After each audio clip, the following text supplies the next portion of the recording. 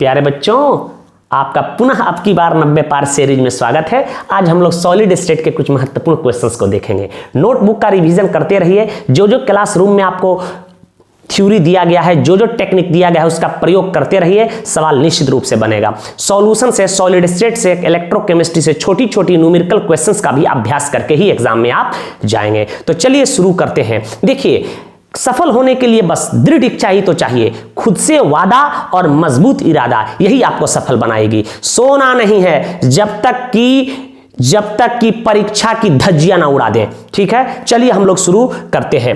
पहला प्रश्न आपके सामने यूं रहा, कह रहा है कि निम्न में से कौन कोवैलेंट सॉलिड है। तो आप पढ़े हैं कि सॉलिड दो प्रकार के होते हैं। सॉलिड कितने प्रकार के होते हैं? ठीक है, दो प्रकार के होते हैं बेटा। कौन कौन होते हैं? एक को कहते हैं क्रिस्टलाइन सॉलिड, क्रिस्टलाइन सॉलिड कहते हैं, और दूसरा को कहते हैं हम लोग नॉन क्रिस्टलाइन सॉलिड। ये बात आपको बता चुके हैं, नॉन क्रिस्टलाइन सॉलिड। पुनः ध्यान से सुनते चलिएगा।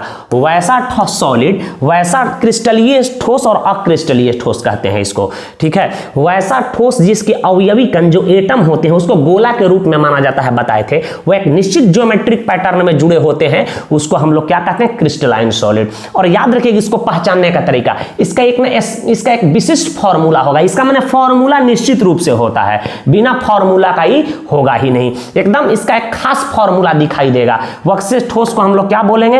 कहेंगे कि यह क्रिस्टलाइन सॉलिड है। जैसे हीरा हो जाएगा, पता है कि भाई कार्बन होता है और कार्बन सब टेट्राहेड्रल फॉर्म में आपस में सिंगल बॉन्ड से जुड़कर टेट्राहेड्रल फॉर्म का निर्माण करते हैं। इसी प्रकार ग्रेफाइट हो जाएगा, आप पढ़े हैं, ग्रेफाइट हो जाएगा।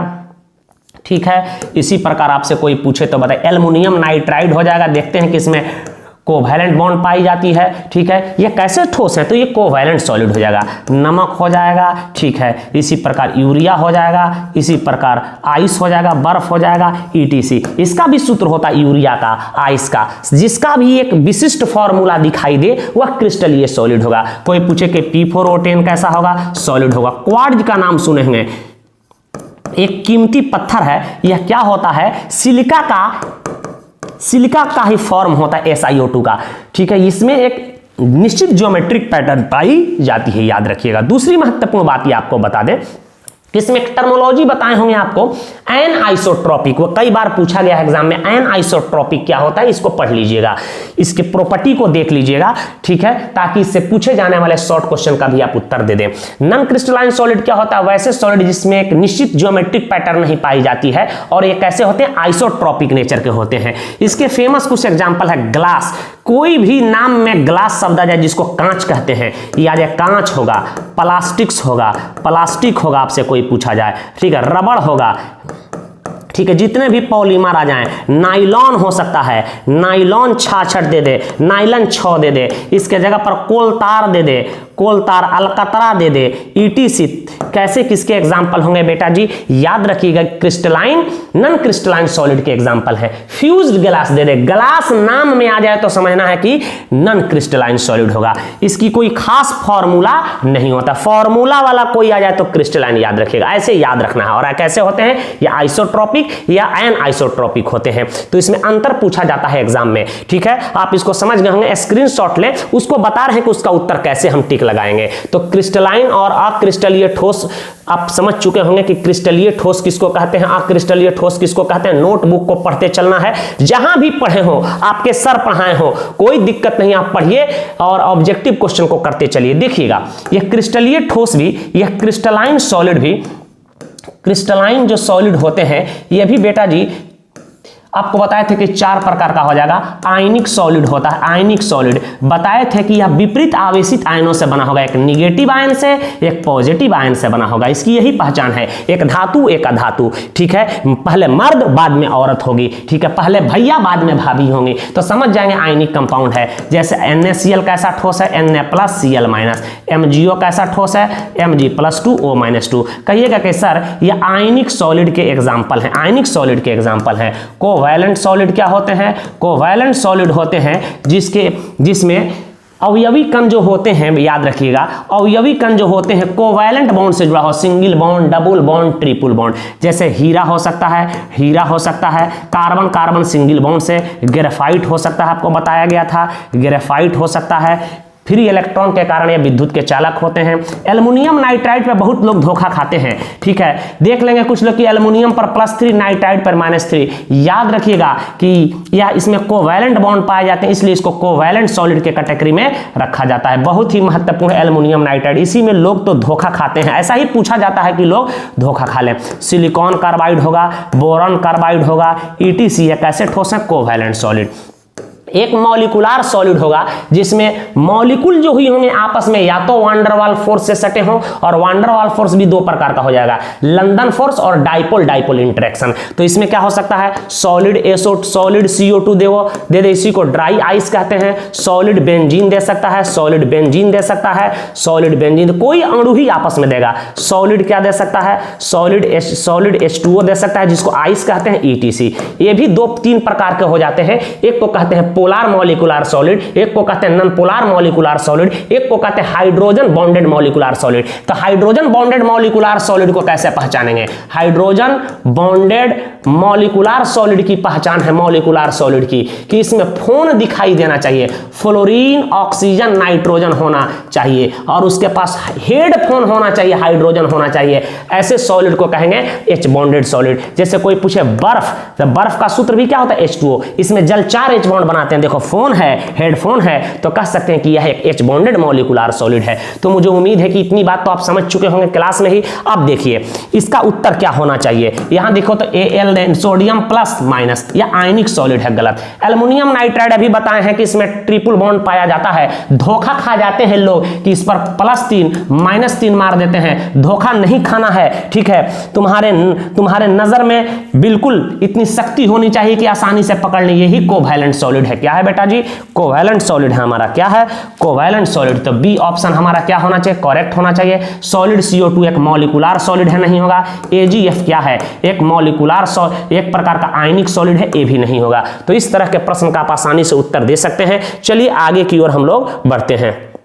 दूसरा प्रश्न है कि मूल क्रिस्टल तंत्र तथा ब्रेविस लाइटिस या स्पेस लाइटिस पूछ दे, कितने होते हैं इनकी संख्या। तो आपको बताए थे बेटा जी, ध्यान दीजिएगा कि क्रिस्टल सिस्टम जो होते हैं, वह क्रिस्टल सिस्टम जो होते हैं, याद रखिएगा, आपको रटवाए भी थे। क्रिस्टल सिस्टम कितने होते हैं, 7 होते हैं, और उसमें ब्रेविस जालक कितने होते हैं, ब्रेविस लाइटिस कितने होते हैं, ब्रेविस लाइटिस होते हैं 14 होते हैं। आपको एक कहानी भी बताए थे कि इसको इस तरह से याद रखना है, ठीक है। CT और HMT आपको बताए थे, C for cubic, T for tetragonal, O for orthorhombic, R for rhombohedral, H for क्या होता है, hexagonal, M for monoclinic, T for triclinic होता है। बताए थे कि मोस्ट सिमेट्रिकल क्या होता है, क्यूबिक, मतलब इसका एक्सियल लेंथ जो होता है ABC बराबर होता है, और अल्फा बीटा गामा = 90 डिग्री होता है।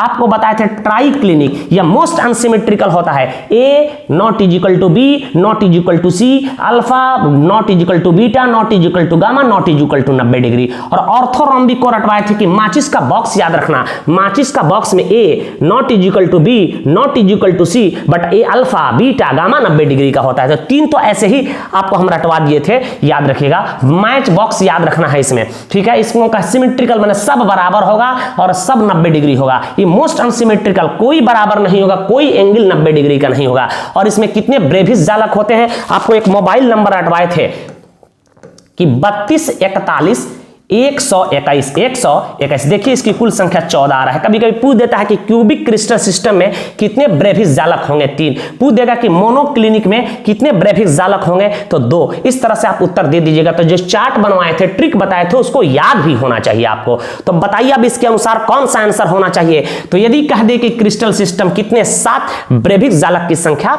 14 होगा। तो आगे की ओर बढ़ते हैं, स्क्रीनशॉट ले इसका। कह रहा कि face center cubic unit cell में कितने एटम होते हैं। तो आइए सबसे पहले हम लोग यूनिट सेल को समझ जाएं। यूनिट सेल बताए थे किसी क्रिस्टल का, किसी सॉलिड का वह छोटा खंड होता है जिसके रिपीट होने से, जिसके पुनरावृत्ति होने से किसी ठोस का निर्माण होता है। जैसे दीवाल का निर्माण छोटे छोटे ईंटों से हुआ है, तो एक ईंट क्या हुआ, एक दीवाल के लिए यूनिट सेल हुआ, ठीक है। आपको क्यूबिक यूनिट सेल के बारे में हम बताए थे, क्यूबिकल यूनिट सेल के बारे में, कि यही हमारा क्यूबिकल यूनिट सेल है। ध्यान दीजिएगा, क्यूबिकल यूनिट सेल है। इसमें अवयवी कण कहां कहां होते हैं? कॉर्नर पे होते हैं, फेस पर होते हैं, बॉडी में होते हैं, कोर पे होते हैं। अब देखिए वैसा यूनिट सेल जिसमें अवयवी कण इस 8 कॉर्नर पे मौजूद हो, 8 कॉर्नर पे मौजूद हो, तो उसको हम लोग कहते हैं बेटा जी सिंपल क्यूबिक यूनिट सेल, या इसी को प्रिमिटिव यूनिट सेल, या इसी को बेसिक यूनिट सेल कहा जाता है। ठीक है, बताए थे नॉन प्रिमिटिव यूनिट सेल क्या होता है? यदि क्या होते हैं बेटा जी, इसके अवयवी कण हो जाते हैं कहां? 8 कोना के अलावा कहीं और हो जाएं। कहां हो जाए? कहीं और हो जाएं। ठीक है, बॉडी में हो जाए, फेस पर हो जाए, उसको कहते हैं नॉन प्रिमिटिव। ये भी 3 प्रकार के होते हैं। एक को बताते हैं face centered unit cell, face centered unit cell. 8 corner के अलावा 6 फेस पर पाया जाए, 6 फेस पर पाया जाए, उसको कहेंगे फेस सेंटर्ड। 8 कॉर्नर के अलावा एक बॉडी में पाया जाए, एक बॉडी में पाया जाए, उसको कहते हैं बॉडी सेंटर्ड यूनिट सेल। और 8 कॉर्नर के अलावा यदि अपोजिट फेस पे पाया जाए तो उसको कहते हैं इंड सेंटर्ड या साइड सेंटर्ड यूनिट सेल। तो अभी कह रहा है कि फेस सेंटर्ड यूनिट सेल में कुल एटम की संख्या, तो 8 कॉर्नर के अलावा कहां होता है बेटा जी? 8 कॉर्नर के अलावा देखिए अपोजिट फेस पर, एक इस फेस पे होगा, एक इस फेस पर होगा, एक इस फेस पर होगा, इस फेस पर होगा, एक इस फेस पर होगा, तो एक सामने वाला फेस पर होगा। तब बताइए नंबर ऑफ एटम हमको निकालना है, नंबर ऑफ एटम निकालना है, नंबर ऑफ एटम या पार्टिकल्स कह दे, पार्टिकल्स निकालना है एट कॉर्नर, CORNER, कॉर्नर पर पहले निकाले। 8 एटम है कॉर्नर पे, 8 कॉर्नर होता है तो 8, और उसका कंट्रीब्यूशन होता है 1/8 इजिकल टू 1 हो गया। किसी को दिक्कत? अब बताइए क्यों होता है? चूंकि कोना पर जो ये एटम होते हैं 8 गो यूनिट सेल से सटल रहता है, तो एक गो चीज जब 8 गो से सटल रहेगा तो बताओ उसका योगदान कैसे होगा? हम 8 गो से सट जाएं तो कहेंगे सर आपका योगदान 1/8 होगा। अरे हम तोरो हैं, हम उसको हैं, उसका भी हैं, हम उसका भी हैं, माने हम 8 का हैं। नहीं समझ में आया है? तो 8 इसका योगदान होता है, चूंकि 8 यूनिट सेल से साझाकृत एक एटम हुए, कुल एक्टिव एटम कितने हुए? 1 हुए। अब बताओ यहां लिख देते हैं नंबर ऑफ एटम या particles in body, in body में तो कोई एटम होता नहीं है तो यहां 0 हो जाएगा। बताओ number of atom on face, face पे कुल एटम कितना होगा? फेस पे होते हैं 6 एटम और उसका योगदान होता है 1/2, तो 3 कर दो तो टोटल हुआ 3। अब बताओ टोटल एटम निकालना है तो कैसे लिख देंगे? 1 और 3 4 हो गया, टोटल एटम की संख्या 4 हो गया, तो हमारा करेक्ट आंसर 4 होना चाहिए। तो यहां मैं लिख देता हूं, याद भी रखिएगा सिंपल क्यूबिक में एटम पूछ दे तो बिल्कुल 8 कॉर्नर पे होते हैं, तो उसमें कुल एटम कितने होंगे याद रखिएगा? 1 एक्टिव एटम होंगे या इफेक्टिव एटम होंगे। यदि पूछ दे आपसे, इसी को कहते हैं प्रिमिटिव यूनिट सेल या बेसिक यूनिट सेल, आपसे कोई पूछ दे कि बताए FCC में face centred cubic unit cell में कितना होता है, तभी देखे थे एटम की कुल संख्या 4 होता है। यदि कोई पूछ दे कि बताए body centered cubic unit cell में कितना होगा, तो देखो 8 कोना पे और बॉडी में, तो 8 का योगदान 1/8 माने 1 और बॉडी का योगदान 100% होता है, तो 1 + 1 = 2 होगा, याद रखिएगा। और आपसे कोई पूछ दे side centred unit cell, side कहे या इंड कह दे, इंड सेंटर्ड यूनिट सेल में पूछ दे क्या कितना होगा, तो बताओ 8 कोना पे होता है 1, तो इसका योगदान 1 और 2 अपोजिट फेस पे होता है, तो 2 × 1/2 = 1 = 2। तो ये ऑब्जेक्टिव क्वेश्चन याद रखेगा, सिंपल क्यूबिक में 1, FCC में 4, BCC में 2 और साइड सेंटर्ड यूनिट सेल में पूछे तो 2 और एक हेक्सागोनल यूनिट सेल पूछे, HCP यूनिट सेल में होता है 6, उसको भी निकाल के बताए थे। आगे क्वेश्चन आएगा तो उत्तर है। इस चार्ट याद रखिएगा, ऑब्जेक्टिव क्वेश्चन के लिए बड़ा ही महत्वपूर्ण है। जो नए लड़के हैं इतने बचे समय में आप इसको रट के भी उत्तर दे सकते हैं कम से कम। तो आगे बढ़िएगा, दूसरे प्रश्न की ओर बढ़ते हैं। कह रहा है कि यदि ABC A = B = C तथा alpha not equal to beta होना चाहिए, alpha not equal to beta not equal to gamma not equal to 90 degree हो, तो यह पैरामीटर, यह पैमाना किस क्रिस्टल सिस्टम को सूचित करता है? तो आपको बताए थे क्रिस्टल सिस्टम 7 होते हैं। कितने होते हैं? क्रिस्टल सिस्टम 7 होते हैं। कौन कौन होते हैं? क्या होता है बेटा? CT और HMT, यही ना होते हैं। HMT होते हैं। तो बताए थे कि ये सिमेट्रिकल होता है, अर्थात A = B = C होता है, अल्फा = बीटा = गामा = 90 डिग्री होता है। मोस्ट सिमेट्रिकल होते हैं, मैंने सब बराबर सब 90 डिग्री का। एक बताए थे बेटा ट्राइक्लिनिक मोस्ट अनसिमेट्रिकल होता है, माने A ≠ B ≠ C, alpha ≠ beta ≠ gamma ≠ 90 degree. ये दो ऐसे ही याद रहता है। ऑर्थोरोम्बिक माचिस का डब्बा बताए थे हम कि माचिस का डब्बा याद रखना है। माचिस का डब्बा में देखिएगा तीनों कोर आपस में बराबर नहीं होते, A ≠ B not C, लेकिन कोण क्या होते हैं, बराबर होते हैं। अल्फा = बीटा = गामा = 90 डिग्री होते हैं। तीन तो ऐसे ही याद रहेगा। अब देखिए ABC तो बराबर हैं, ABC तो सॉरी क्वेश्चंस को ऐसे देना चाहिए, A ≠ B not C, alpha not beta not gamma not 90 degree. अब देख रहे हैं प्रश्न को कि तीनों हमारी कोर की लंबाई भी बराबर नहीं है, कोण भी 90 डिग्री नहीं, माने मोस्ट अनसिमेट्रिकल है। तो यह क्यूबिक तो होगा नहीं, क्यूबिक तो सिमेट्रिकल होता है। हेक्सागोनल में गामा 120 डिग्री का होता है पकड़ने का तरीका, ऑर्थोरोम्बिक तो होगा ही नहीं।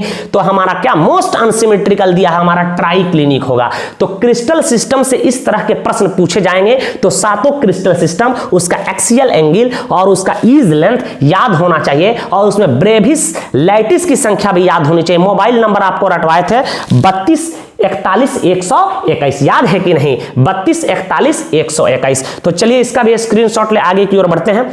एक प्रश्न आपके सामने और आ रहा है कि NaCl में Na+ और Cl- की कोऑर्डिनेशन नंबर बताइए। देखिए कोऑर्डिनेशन नंबर आपको बताए थे क्या होता है, किसी क्लोज पैकिंग में एक गोला के चार, एक गोला जो जितने गोलों से घिरा रहता है, ठीक है, मान लीजिए कि यह गोला है, ठीक है, देख रहे हैं कि गोला नंबर 1 2 3, यह गोला नंबर 2 पर विचार कीजिए। आप गोला नंबर 2 पर विचार कीजिएगा तो यह कितने गोलों से घिरा है, 2 गोलों से घिरा है, तो कह सकते हैं इसका कोऑर्डिनेशन नंबर 2 होगा। यदि मान लीजिए कि यह गोला है हमारा, यह गोला है, यदि ये 4 गोलों से घिर जाए, ऐसे 4 गोलों से ये घिर जाए, ऐसे 4 गोलों से ये घिर जाए, तो कहिएगा कि इसकी कोऑर्डिनेशन नंबर कितना होगा, इसका कोऑर्डिनेशन नंबर 4 होगा। यही तो कंसेप्ट आपको दिए थे, ठीक है। अब बताइए, कह रहा है NaCl में, तो NaCl टाइप स्ट्रक्चर के बारे में हम आपको बता दिए थे कैसा होता है, उसके बारे में हम चर्चा यहां पुनः कर रहे हैं। देखिए रॉक साल्ट टाइप कोई स्ट्रक्चर आ जाए, रॉक साल्ट टाइप स्ट्रक्चर, या इसी को कहते हैं हम लोग NaCl टाइप स्ट्रक्चर, यही तो रॉक साल्ट है। याद रखिएगा इसका कोऑर्डिनेशन नंबर 6 होता है, मतलब कि 6 सोडियम आयन 6 क्लोरीन आयन के परितः घिरा है और 6 क्लोरीन आयन के परितः 6 सोडियम आयन घिरा हुआ है। याद रखिएगा इसकी कोऑर्डिनेशन संख्या 6 होता है। अब इस तरह के कौन कौन होते हैं, तो इसको याद रखने की तरीका है, हमेशा याद रखें कि इसमें सोडियम आयन का कोऑर्डिनेशन संख्या 6, क्लोरीन आयन का कोऑर्डिनेशन संख्या 6, हमेशा NaCl ही पूछेगा। अब इस तरह के कौन कौन होते हैं इसको भी आप याद रखिएगा। देखिएगा ग्रुप 1 का कोई भी, इसी को ग्रुप 1 का कोई भी हैलाइड हो, ग्रुप 1 का हैलाइड हो, हैलाइड माने फ्लोराइड क्लोराइड ब्रोमाइड हो, लेकिन सीजियम को छोड़कर याद रखिएगा सबका कोऑर्डिनेशन संख्या 6 होगा। जैसे लिथियम क्लोराइड पूछ दे, पोटेशियम क्लोराइड पूछ दे आपसे, ठीक है, आपसे पूछ दे बताओ सोडियम ब्रोमाइड पूछ दे, ETC, इस सब का क्या होगा, कोऑर्डिनेशन संख्या 6 होता है, याद रखिएगा। दूसरी बात आपको बताए थे कि सिल्वर का हाइलाइड हो, halide of silver, halide of silver, halide कहते हैं फ्लोराइड क्लोराइड ब्रोमाइड को, हाइलाइड ऑफ Ag हो, सिल्वर का हाइलाइड हो, किसको छोड़कर बेटा जी, AgI को छोड़कर, AgI को छोड़कर, इसीलिए AgI पूछा जाता है। इसकी भी कोऑर्डिनेशन संख्या 6 होती है, कितना होती है, 6। जैसे पूछ दे बताओ AgCl का कोऑर्डिनेशन नंबर, इसमें सिल्वर का कोऑर्डिनेशन संख्या 6, क्लोराइड आयन की कोऑर्डिनेशन संख्या 6, AgBr का पूछ दे तो इसका भी कोऑर्डिनेशन संख्या 6 होगा, ठीक है, याद रखिएगा। आपसे कोई पूछ दे बताओ AgF का कोऑर्डिनेशन संख्या 6 होगा। दूसरी बात बताए थे हम कि कौन कौन हो सकता है, ग्रुप 2 का कोई भी ऑक्साइड हो, ग्रुप 2 का कोई भी ऑक्साइड हो या सल्फाइड हो, क्या हो बेटा जी, सल्फाइड हो, किसको बताए थे, BeS को छोड़कर, तो इसका भी कोऑर्डिनेशन संख्या 6 होगा। जैसे एग्जांपल के तौर पे कैल्शियम ऑक्साइड में कैल्शियम का कोऑर्डिनेशन संख्या 6 और O का भी कोऑर्डिनेशन संख्या 6 होगा। MgO पूछ दे तो इसका भी कोऑर्डिनेशन संख्या 6 होगा, याद रखिएगा। अब अब BeS किस कैटेगरी में आता है, AgI किस कैटेगरी में आता है, प्रश्न पूछा जाए। मान लीजिए NaCl छोड़ करके आपसे पूछ दे कि बताओ लिथियम क्लोराइड का कोऑर्डिनेशन संख्या कितना होता है, तो बहुत लड़के तो रट के गए हैं NaCl गैस पेपर में। उनका फर्जी गैस पेपर जो फोटो स्टेट के दुकान पे बिक रही है बेटा, हवा में उड़ जाएगा, हवा में उड़ जाएगा, ठीक है। तो फर्जी गैस पेपर के चक्कर में मत पड़ो। तो इसका करेक्ट आंसर होना चाहिए बी हमारा। तो इन कंपाउंड का कोऑर्डिनेशन संख्या 6 दे, कभी भी पूछे तो 6 मारना है। अब आते हैं कि और किसका किसका कोऑर्डिनेशन संख्या कितना होता है, इसका स्क्रीनशॉट लो, कुछ और नया बात बता दे तुमको, ताकि रिपीट भी हो जाए वो चीज। तो रॉक साल्ट जो होते हैं उस टाइप की कोई भी कंपाउंड आएगी, उसकी कोऑर्डिनेशन नंबर कितना होगा बेटा, 6 होगा। सिल्वर के हाइलाइट की कोऑर्डिनेशन संख्या कितना होगा, 6 होगा। किसको छोड़कर, AgI को छोड़कर, किसको छोड़ करके बेटा, AgI को छोड़ करके।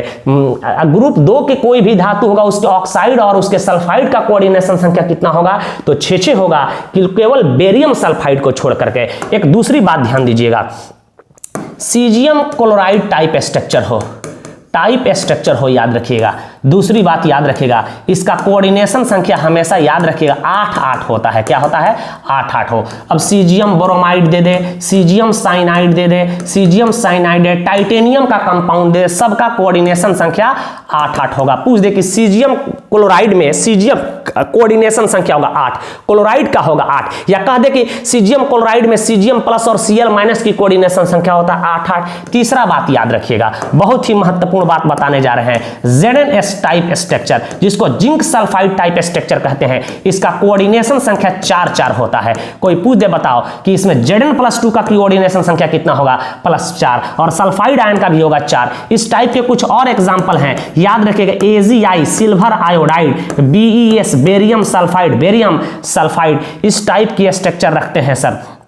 इसी प्रकार इसकी कोऑर्डिनेशन संख्या कितना होगा, 4 होगा। क्यूप्रस क्लोराइड पूछ दे, क्यूप्रस ब्रोमाइड पूछ दे, क्यूप्रस आयोडाइड पूछ दे, तो कॉपर के भी हाइलाइड की कोऑर्डिनेशन संख्या 4 होता है। ये भी बात आपको बताया जा चुका होगा। एक और होता है, चौथा जान लीजिए, इसको कहते हैं बेटा fluoride, FLUORIT, fluoride type structure, और इसी का सूत्र होता है CF2। इसका कोऑर्डिनेशन संख्या याद रखिएगा 8 होता है। कितना होता है कोऑर्डिनेशन नंबर, 8 होता है, याद रखिएगा। मतलब इसमें कैल्शियम की कोऑर्डिनेशन संख्या 8 और फ्लोरीन का होगा 4। इसी प्रकार बेरियम फ्लोराइड दे दे, इसकी भी कोऑर्डिनेशन संख्या 8 होगा। कितना होगा, और एंटी फ्लोराइड टाइप स्ट्रक्चर एक होता है, यहां बता देते हैं, एंटी फ्लोराइड टाइप स्ट्रक्चर, इसकी भी चर्चा हम किए थे, जल्दी समझते चलिए। इसमें आता है सोडियम ऑक्साइड, देख रहे हैं बिल्कुल इसके उल्टा स्ट्रक्चर है, यहां 2 है तो 2 इधर आ गया। तो सोडियम ऑक्साइड का कोऑर्डिनेशन नंबर कई बार पूछा गया है। एंटी फ्लोराइड टाइप कोई भी स्ट्रक्चर हो, उसकी कोऑर्डिनेशन संख्या कितना होता है बेटा, उलाट देना है, 4 होता है। तो इसमें सोडियम ऑक्साइड में सोडियम की कोऑर्डिनेशन संख्या 4 और ऑक्सीजन की कोऑर्डिनेशन संख्या 8 होता है। यह कई बार बोर्ड एग्जाम में पूछे गए हैं। मुझे उम्मीद है कि यह लिस्ट आप देख के समझ गए होंगे कि किसकी कोऑर्डिनेशन संख्या कितनी होती है। इसका स्क्रीनशॉट ले, आगे की ओर बढ़ रहे हैं।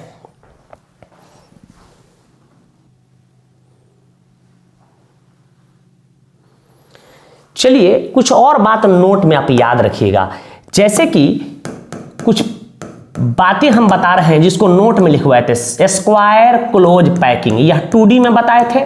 इसका कोऑर्डिनेशन नंबर कितना होता है, याद रखिएगा 4 होता है। इसमें एक गोला 4 गोला से जुड़ा होता है।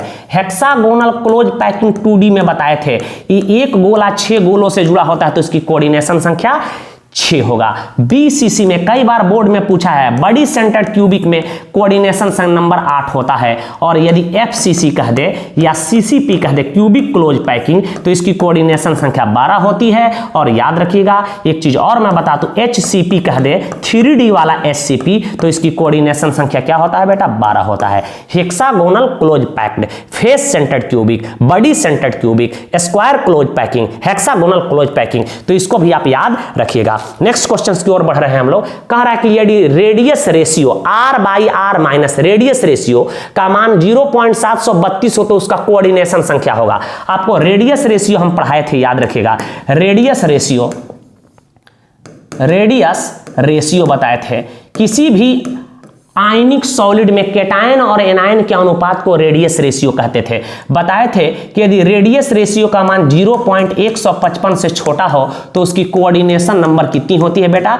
2 होती है। ठीक है, और 0.155 से 0.225 के बीच हो तो उसकी कोऑर्डिनेशन संख्या 3 होती है। 0.225 से 0.414 हो तो उसकी कोऑर्डिनेशन संख्या 4 होती है। 0.414 से 0.732 हो तो उसकी कोऑर्डिनेशन संख्या 6 होती है, और 0.732 से 1 के बीच हो तो उसकी कोऑर्डिनेशन संख्या 8 होती है। ये चार्ट और रेडियस रेशियो की मान भी याद होना चाहिए। तो कह रहा है कि 0.732 हो तो 0.732 हो चाहे 0.732 से 1 हो तो उसका कोऑर्डिनेशन संख्या 8 होना चाहिए। तो इसका करेक्ट आंसर क्या होगा बेटा?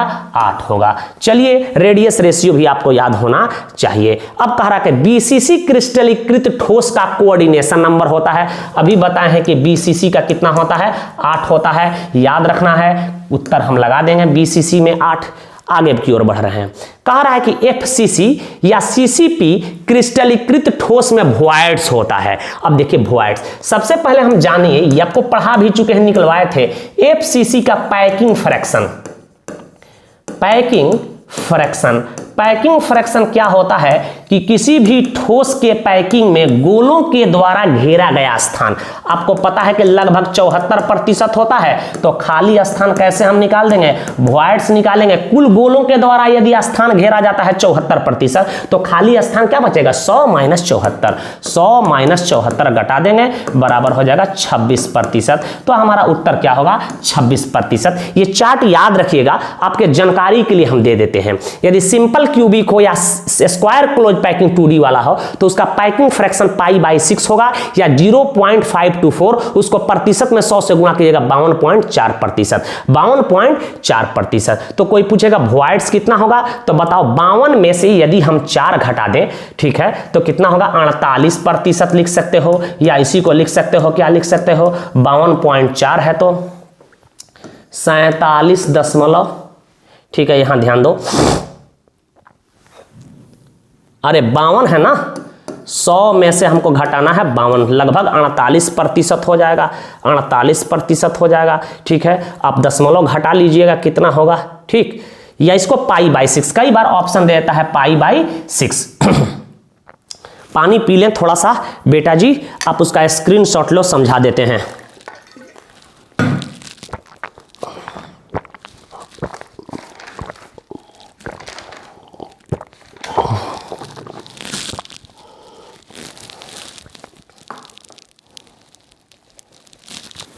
आगे बढ़े, यहां ध्यान दीजिएगा। HCP कह रहा है 2D, तो इसको बताया था 60.4 या 60%, घटा देंगे 100 में से तो आ जाएगा लगभग 40%। इसी प्रकार FCC तो कई बार पूछा गया, FCC, SCP और BCC कम से कम आपको याद होना चाहिए। ठीक है, HCP कह दे, FCC कह दे कि कितना होता है, या CCP में पैकिंग फ्रैक्शन था √2 π/6, भाग दीजिएगा तो 0.74 या 74%, तो वॉइड्स आ जाएगा 26%। HCP वाला ठोस दे दे, लेकिन ये 3D वाला है, तो इसका भी कितना होता है? 74%, वॉइड्स 26%। BCC में पूछे तो √3 π/6 होता है, मान में यही दे देता है, या इसको भाग देंगे तो आ जाएगा 0.68, या इसको 68%, या इसको वॉइड्स क्या हो जाएगा? 32%। ये चार्ट बनवाए थे, सबका हम पैकिंग फ्रैक्शन आपको निकाल के दिखाए भी थे क्लास में कि कैसे पैकिंग फ्रैक्शन निकलता है। ऑब्जेक्टिव क्वेश्चन के लिए पूछा जाता है, तो इसका स्क्रीनशॉट लें आप। आगे की ओर बढ़ते हैं। कह रहा है शॉर्टकी डिफेक्ट और फ्रैंकल डिफेक्ट दोनों में पाया जाता है। आपको बताए थे कि AgBr मात्र एक ऐसा सॉलिड है जिसमें दोनों डिफेक्ट पाया जाता है, तो हमारा आंसर क्या होगा? AgBr। शॉर्टकी डिफेक्ट में क्या होता है, या दोनों डिफेक्ट आयनिक ठोसों में पाया जाता है, आपको बताए थे। इसमें क्या होता है शॉर्टकी डिफेक्ट में कि केटायन या एनायन जो होते हैं अपने जालक बिंदु से गायब हो जाते हैं, और जब गायब हो जाते हैं तो क्या होता है? इसका घनत्व घट जाता है। शॉर्टकी डिफेक्ट के कारण घनत्व घट जाता है, और ये ऐसे आयनिक सॉलिड में पाया जाता है जिसके आयनों के साइज का अंतर, बेटा याद रखिएगा, आयनों के साइज का अंतर बहुत कम हो और जिसका कोऑर्डिनेशन संख्या उच्च हो। 8-8 वाले में, 6-6 वाले आयनिक सॉलिडों में पाया जाएगा। और फ्रैंकल डिफेक्ट में क्या बताए थे कि केटायन क्या होता है, अपने जालक बिंदु से विस्थापित होकर इंटरशियल साइट में चला जाता है, जिसके कारण घनत्व प्रभावित नहीं रहता है। तो शॉर्टकी डिफेक्ट और फ्रैंकल डिफेक्ट बहुत ही महत्वपूर्ण पूछे जाते हैं, ठीक है। जिंक ऑक्साइड को गर्म करने पर जिंक ऑक्साइड पीला हो जाता है मेटल डिफिशियंसी डिफेक्ट के कारण, ठीक है। ट्रांजिशन एलिमेंट के यौगिकों में याद रखिएगा भी आपको पाया जाता है हमारा क्या, मेटल एक्सेस डिफेक्ट पाया जाता है, आपको बताए थे, सॉरी मेटल डिफिशियंसी डिफेक्ट पाई जाती है, जिसके कारण आयरन पायराइड जो होता है, फुल्स गोल्ड जो होता है जिसको कहते हैं, वह सोना की तरह चमकता है। तो metal deficiency defect, metal access defect, F centre, इसको ढंग से पढ़ लीजिए। शॉर्टकी डिफेक्ट और फ्रैंकल डिफेक्ट तो बार बार पूछे ही जाते हैं। आगे की ओर बढ़ते हैं। प्रश्न कह रहा है कि निम्न में से कौन फेरोमैग्नेटिक नेचर का होता है। तो फेरोमैग्नेटिक नेचर तो आपको बताए थे, यह भी पैरामैग्नेटिक का गुण है, ठीक है। इसमें अस्थायी चुंबकीय गुण पाई जाती है और इसका मैग्नेटिक अलाइनमेंट जो होता है एक डायरेक्शन में होता है, बिल्कुल एक डायरेक्शन में होता है, आपको बताए थे डायग्राम वाइज। और उसको याद रखिएगा, 4 ही पदार्थ है जो दुनिया में फेरोमैग्नेटिक होते हैं। फेंको निकाल कर गर्दा, फेंको निकाल कर गर्दा। याद रखिएगा 4 धातु है लोहा, इसको रटने की तरीका है फेंको, क्या कहोगे, फेंको निकाल कर गर्दा। याद रखिएगा यह लोहा है, यह फेरोमैग्नेटिक नेचर का होता है, कोबाल्ट फेरोमैग्नेटिक नेचर का होता है, निकेल होता है, और क्रोमियम का एक कंपाउंड है CrO2, यह होता है फेरोमैग्नेटिक नेचर का। और GD होता है जो एक लेंथेनाइड्स है, ये भी होता है बेटा याद रखिएगा फेरोमैग्नेटिक नेचर का। ये 4 ही ऑप्शन में से कोई देता है, तो देखो कहां है अपना वाला, ये नहीं होगा हमारा CrO2 होगा, ये नहीं होगा, ये नहीं होगा, यह दोनों जो होता है एंटी फेरो होता है, याद रखिएगा एंटी फेरोमैग्नेटिक होता है। आपको बताए थे मैग्नीज का ऑक्साइड MnO यह कैसा होता है, यह एंटी फेरोमैग्नेटिक होता है। तो कॉपी में नोटबुक में आपको पढ़ाए थे diamagnetic, paramagnetic, ferromagnetic, anti ferromagnetic और फेरी मैग्नेटिक, चारों का डिफिनीशन, चारों के बारे में जो तथ्य लिखवाए वो सब याद होना चाहिए। लॉन्ग क्वेश्चन में कभी कभार पूछ देता है, शॉर्ट क्वेश्चन तो पूछा ही जाता है। तो राइट डाउन प्लीज। याद रखना है कि फेरोमैग्नेटिक कौन कौन होता है, फेंको निकाल कर गर्दा, यही 4 में से कोई होगा तो फेरोमैग्नेटिक होगा, नहीं तो कभी फेरोमैग्नेटिक नहीं हो सकता है। इसका भी स्क्रीनशॉट लो, आगे बढ़ रहे हैं।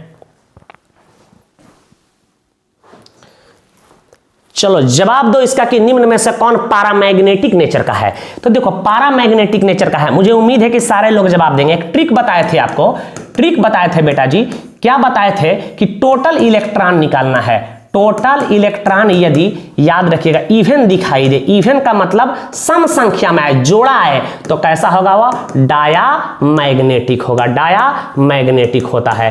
और यदि टोटल इलेक्ट्रॉन क्या दिखाई दे, ऑड दिखाई दे, विषम दिखाई दे, तो वह कैसा होता है, पैरामैग्नेटिक होता है, पैरामैग्नेटिक होता है, अर्थात यह चुंबकीय क्षेत्र में दुर्बलता से आकर्षित होगा। अब बताओ, जैसे इसका अपवाद है इस ट्रिक का, O2 होता है, S2 होता है, B2 होता है और N2-2 होता है। मेरे ये ट्रिक का अपवाद है, ये 4 कई बार JEE 2003 में भी ये पूछे गए हैं।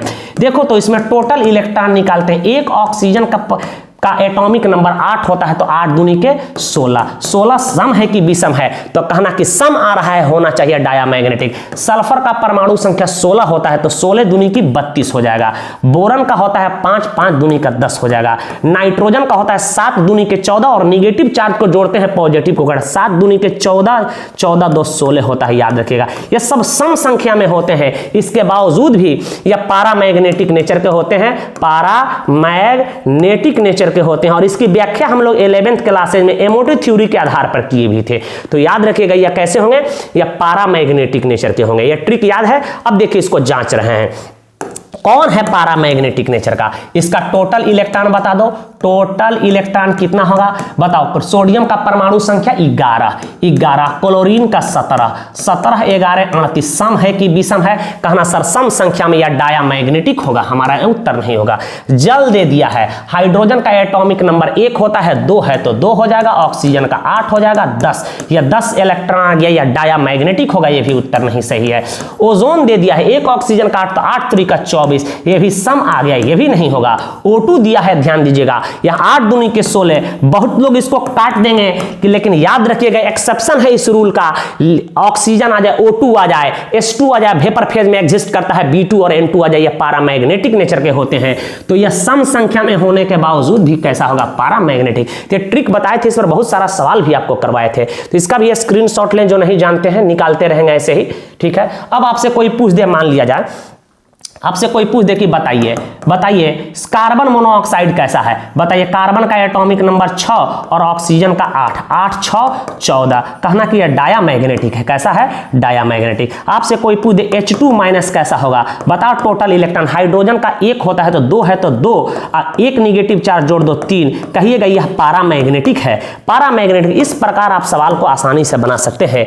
आगे की ओर बढ़ते हैं मेरे भाई जी, यहां ध्यान दीजिएगा, कह रहा है कि HCP अरेंजमेंट में टेट्राहेड्रल वॉइड्स और ऑक्टाहेड्रल वॉइड्स होता है। देखिए यही HCP अरेंजमेंट है, आपको बताए थे कि ये हेक्सागोनल जो पैकेज होता है, AB अरेंजमेंट होता है, इसमें ध्यान दीजिएगा, ठीक है। अब देखिए इसमें 6 दिखाई दे रहे हैं, ये हमारा हेक्सागोनल पे, ठीक है। हेक्सागोनल जो होता है उसके कॉर्नर पे 6 एटम दिखाई दे रहे हैं, नीचे भी 6 हैं, और उसके फेस पर दिखाई दे रहे हैं हमारा क्या है, एक यहाँ एटम है, यहाँ एटम है, ध्यान से देखते चलिए, एक यहाँ एटम है, एक यहाँ एटम है, ध्यान दीजिएगा, और इसमें भी 6 क्या है, कॉर्नर पे है, और इसके बॉडी में 3 एटम दिखाई देते हैं।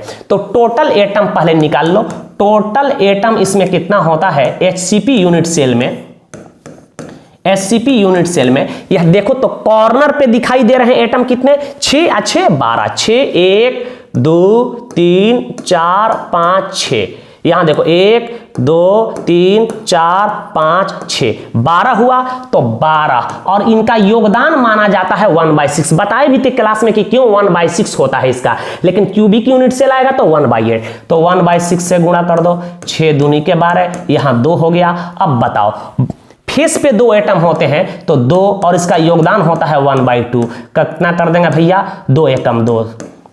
अब बताओ बॉडी में एटम कितने होते हैं, 3 होते हैं, तो 3 होते हैं बॉडी में एटम। बॉडी में कितने एटम दिखाई देते हैं, बॉडी में एटम कितने हैं, बॉडी में एटम बेटा 3 है, तो इनका योगदान तो 100% होता है। तो टोटल एटम याद रखिएगा HCP यूनिट सेल में कितने होते हैं, 6 होते हैं। ये तो बात क्लियर है, HCP यूनिट सेल में कुल एटम की संख्या 6 होता है, ठीक है। इफेक्टिव एटम 6 होते हैं। अब कह रहा है कि इसमें टेट्राहेड्रल वॉइड्स और ऑक्टाहेड्रल वॉइड्स, यहां ध्यान दीजिएगा,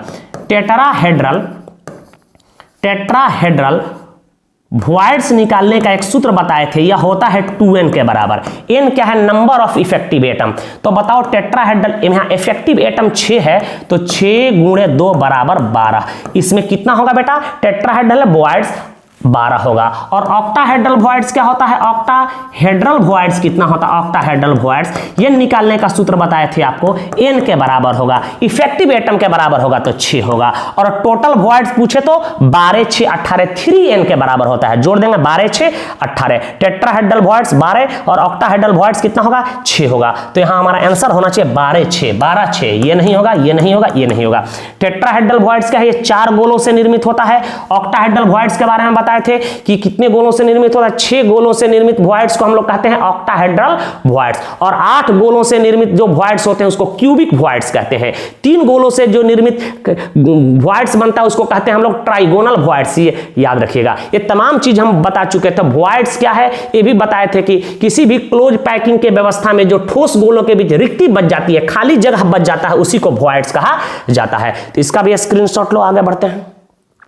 कह रहा है कि क्रिस्टल के घनत्व का सूत्र होता है, तो बता बेटा क्रिस्टल के घनत्व का सूत्र पूछे तो घबराना नहीं है। डेंसिटी आप जानते हो, डेंसिटी कैसे निकाला जाता है, डेंसिटी निकालने का फॉर्मूला तो यही होता है m/v, मास बट्टा वॉल्यूम, यही तो होता है डेंसिटी निकालने का। अब यहां देखिए फॉर्मूला अटपटंगा दे दिया है। अब देखिए मास बाई वॉल्यूम निकालना है तो क्यूबिक क्रिस्टल सिस्टम का देना चाहिए, या क्रिस्टल सिस्टम दे तो क्यूब का घनत्व तो क्या होता है, AQ होता है। और m कैसे निकालेंगे हम, तो m निकालने का फॉर्मूला होता है किसी भी क्रिस्टल सिस्टम या क्यूबिक क्रिस्टल सिस्टम का मास हम कैसे निकालेंगे, उसमें इफेक्टिव एटम की संख्या Z, कितना एटम है, और एक एटम के द्वारा एक एटम की संख्या उसमें जितनी होगा और एक एटम का द्रव्यमान हम निकाल लें। अरे मान लिया जाए कि कोई हम में कितना पूछा जाए कि हमारा द्रव्यमान कितना होगा, ठीक है, तो हमारे अंदर जितने भी बॉडी के पार्ट्स हैं उसकी संख्या यदि पता कर लिया है और उनका द्रव्यमान यदि सबका मान लीजिए कि वजन समान हो, हमारे बॉडी में हमारे पॉकेट में मान लीजिए कि समान है 10 गो, ठीक है, सिक्का है 10 का 10 गो, तो एक सिक्का का वजन हम निकाल लें और 10 से गुणा कर लें तो उसका वजन निकल जाएगा। तो हम सबसे पहले निकालेंगे एम कैसे निकालेंगे उसका, ठीक है, मास कैसे निकालेंगे, ध्यान दीजिएगा। मास निकालने के तरीका बताए थे क्लास में, शॉर्ट टेक्निक बता रहे हैं, उसमें इफेक्टिव एटम की संख्या निकालेंगे और ईच एटम का मास निकालने का तरीका क्या होता है बेटा, उसके मोलार मास में हम क्या भाग देते हैं, एवोगाड्रो संख्या से, मोल में भी पढ़ाए थे, मास ऑफ एटम निकालो तो ठीक है, उसका मोलार मास में एवोगाड्रो संख्या से भाग देते हैं। कह दे 100 एटम चीनी का वजन बताओ, 100 अणु चीनी का वजन बताओ, तो चीनी का मोलार मास बटा क्या कहें, एवोगाड्रो नंबर गुणे 100 कर देंगे, ऐसे ही पढ़ाए थे। तो एक एटम का वजन हम निकाल लेंगे, उसमें जेड से गुणा कर देंगे तो निकल जाएगा। तो बताओ इसको हम जेड इंटू क्या कर दें, मोलार मास को एम मान ले और एवोगाड्रोज नंबर कर दे, क्या इस वैल्यू को पुट कर दे, तो डी बराबर क्या हो जाएगा बेटा, डी बराबर एम के जगह पर Z into M by N कर दे, तो Z into M by volume of cube क्या होगा, ए क्यू होगा, इंटू क्या होगा, यहां लिख देंगे हम एवोगाड्रोज नंबर, एन को कहते हैं एवोगाड्रोज नंबर। एवोगाड्रोज नंबर का मान कितना होता है आपको पता है, 6.022 इंटू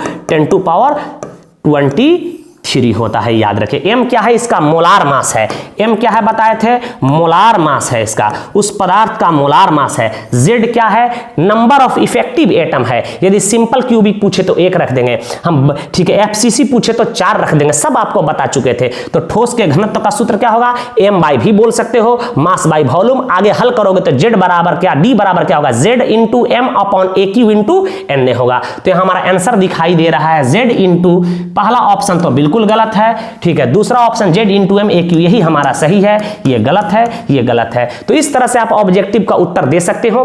कॉपी को, नोटबुक को बिल्कुल पढ़ना है, बार बार रिवीजन करना है। नेक्स्ट लेक्चर में, नेक्स्ट सीरीज में हम लोग सॉल्यूशन के साथ मिलेंगे, उसके बाद हम लोग ऑर्गेनिक केमिस्ट्री को शुरू करेंगे ताकि उसका भी कुछ महत्वपूर्ण ऑब्जेक्टिव हो जाए। आपको रिपीट करवा देंगे aldehyde, ketone, carboxylic acid, phenol, alkyl halide, और उधर हम लोग केमिस्ट्री इन एवरीडे लाइफ तो बिल्कुल आसान है, उसको कवर कर लीजिएगा।